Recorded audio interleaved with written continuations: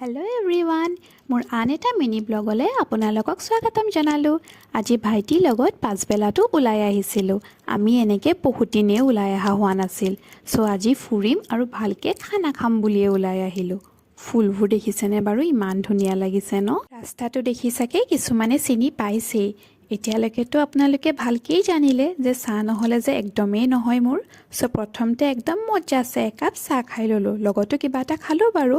পেটটো ভৰাই লোৱাৰ পিছত আকৌ আমি ফুৰিবলৈ ওলাই গ'লোঁ। ইয়াতে আকৌ এওঁক লগ পালোঁ। এওঁকতো বহুতে চিনি পাইছেই চাগে, দ্য লেডি গাই আকৌ। যোৰহাটবাসীসকলে ৰাস্তাটো ধৰিব পাৰিছেনে বাৰু?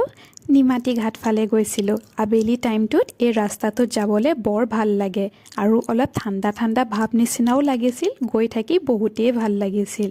ফুৰি মেলি আহি আকৌ আমাৰ খাবলৈ হ'লেই নহয়। আকৌ এখন ৰেষ্টুৰেণ্টত সোমাই ভালকৈ খাই ল'লোঁ। ভাইটিৰ লাজ দেখিছেনে বাৰু? মোক আকৌ কৈ দিছে দেই, ভালকৈ নুঠিলে কিন্তু দিব নালাগে আকৌ। আজি পিছে দুটা জেগাত গৈছিলোঁ। বেলেগকৈ আকৌ সেই জেগা দুটা ভালকৈ দেখাম, বহুত ধুনীয়া হয়, যাতে যিসকলে নাই যোৱা তাত যাব পাৰে। একেটাতে দি দিলে বহুত দীঘল হয়।